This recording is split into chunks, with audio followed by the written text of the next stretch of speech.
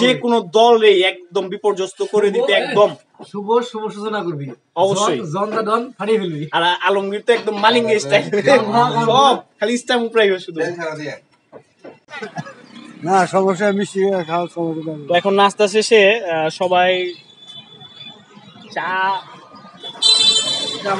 চাটা কিরকম শুভ রেডি আচ্ছা তেমন ব্যক্তি কোনো দিকে না চাটা দিয়ে শুরু কেমন? হ্যাঁ সাইন চাটা সম্পর্কে একটু বলো। এই যে লাল একবারে লাল শুধু লাল চুমুক দিয়ে নাও।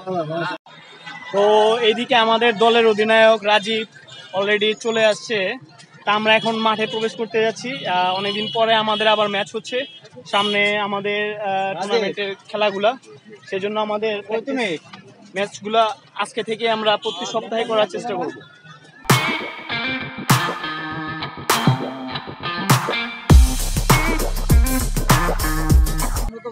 এদিকে মানিকগঞ্জ রয়্যাল স্ট্রাইকারের সব প্লেয়াররা চলে আসছে। এদিকে টিম ম্যানেজমেন্ট বলেন প্লেয়ার বলেন রুমন খুব খাটতেছে কালকে থেকেই। তো তার ঐকান্তিক প্রচেষ্টায় আজকে ম্যাচটা কিন্তু হচ্ছে, এটা কিন্তু বলতে হয়। তো আপনারা জার্সিটা মরিয়ম ভেবে রুমনকে আবার মরিয়ম ভাইবেন না, সে আসলে তার ওয়াইফের জার্সিটা পরে আসছে। আর এদিকে টুটুল চলে আসছে আমাদের দলের সবচেয়ে ভালো ফিল্ডার, তাকে এটা বলতেই হয়। সৈকত কি অবস্থা? হ্যাঁ কি অবস্থা বলো, কিছু বলো। আসলাম তো বহুদিন পর আবার তোমরা আয়োজন করছো। তো গত ম্যাচে তো আমাদের এটা অনেক গ্যাপ হয়ে গেছে, তো আমাদের তো সামনে টুর্নামেন্ট, তো এখন এই কয়েকদিন প্র্যাকটিস কিন্তু ঠিক মতোই করা লাগবে, তাহলে এবার হয়তো আসন্ন প্র্যাকটিস রেজাল্ট আমাদের চলে আসবে। তো এবার মানিকগঞ্জ রয়্যাল স্ট্রাইকারের টিম থেকে তোমার আশা কিরকম, আমরা কত যেতে পারবো এবার? টিমের এইভাবে প্র্যাকটিস মোটামুটি ফ্রেন্ডলি, আমরা ম্যাচ খেলে প্রস্তুতি ভালো হবে ইনশাআল্লাহ, আশা করছি ভালো রেজাল্ট আসবে ইনশাআল্লাহ ইনশাআল্লাহ। Best of luck. তো এখন প্র্যাকটিস করবো একটু। চৈর আলমগীর, যার ডাক নাম গাঙ্গুয়া, গাঙ্গুয়া নামে পরিচিত আলমগীর। হ্যাঁ, তো রুমনকে মরিয়ম ভেবে আপনারা ভুল করবেন না, ও কিন্তু আসলে ভুল করে ওর ওয়াইফের জার্সিটা পরে আসছে। কোদাল দিয়ে পিচ চাষার এই দৃশ্যটা দেখে ছোট কালের দৃশ্য মনে পড়ে গেল। তা আমরা ছোটবেলায় এরকম পিচের প্রতি অনেক পরিশ্রম দেওয়া লাগতো, পিচ এক সময় ঠিক থাকতো না, বৃষ্টির পরে তো পিচের খুব খারাপ অবস্থা হয়ে যেত। তো সেই কথাটা আজকে এই যে সে মনে পড়তেছে। তো মাঠে প্রায় সব প্লেয়াররাই চলে আসছে, তো একটু পরে খেলাটা শুরু হয়ে যাবে। অবশেষে খেলা শুরু হয়ে গেছে।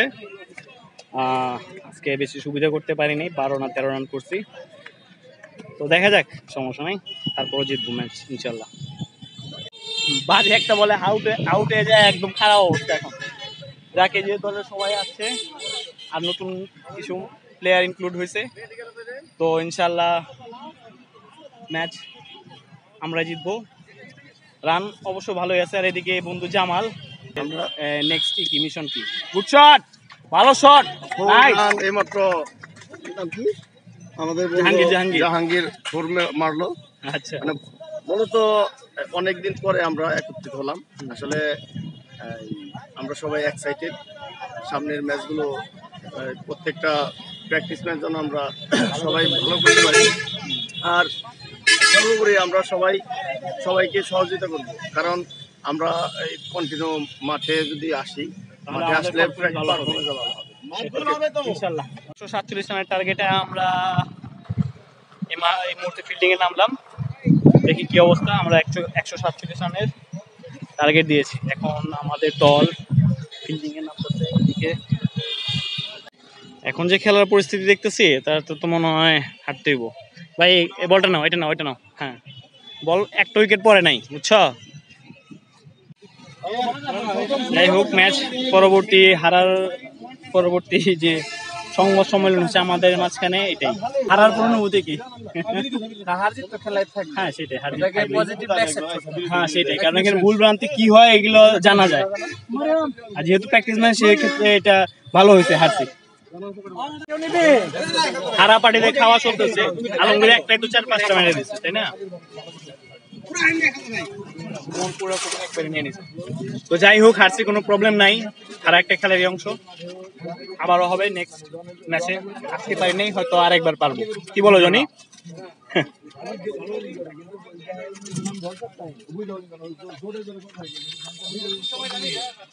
খেলা শেষ আমাদের, আমরা এখন বন্ধু সৈকতের বাইকে চড়ে আমরা বাড়ির উদ্দেশ্যে রওনা হবো, আর হয়তো সামনে শুক্রবারে আবার দেখা হবে। কি বলো সৈকত? ইনশাল্লাহ। যাই হোক, ম্যাচ হারার পরে আমরা বাসায় চলে যেতেছি, ইনশাল্লাহ নেক্সট ম্যাচে জিতবো।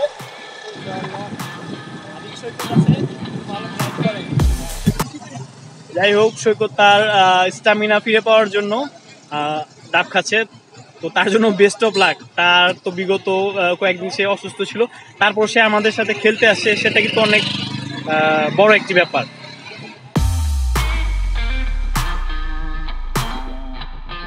যাই হোক, লাইফে প্যারা থাকবেই, কিন্তু এই প্যারার মাঝখানে জীবনের তোমার কি কয় শখগুলোকে পুরো করতে হইব। তা আমাদের শখ তো সবসময় খেলাধুলা ছিল, এই জন্যই একটু অপরচুনিটি পাইলে আমরা খেলাধুলাকে মানে প্রায়োরিটি আগে দিয়ে থাকি। আমাদের গন্তব্যে চলে আসলাম, এখন বন্ধু সৈকত তার গন্তব্যে চলে যাবে। তো বন্ধুকে ধন্যবাদ একটি রাইড উপহার দেওয়ার জন্য, সৈকতকে অনেক ধন্যবাদ। আর একটি বাসায় পৌঁছাতে পেরেছি। তো আজকের মতো ব্লগটি এইখানেই, নেক্সট ব্লগে আপনাদের সাথে দেখা হচ্ছে। সবাই ভালো থাকবেন।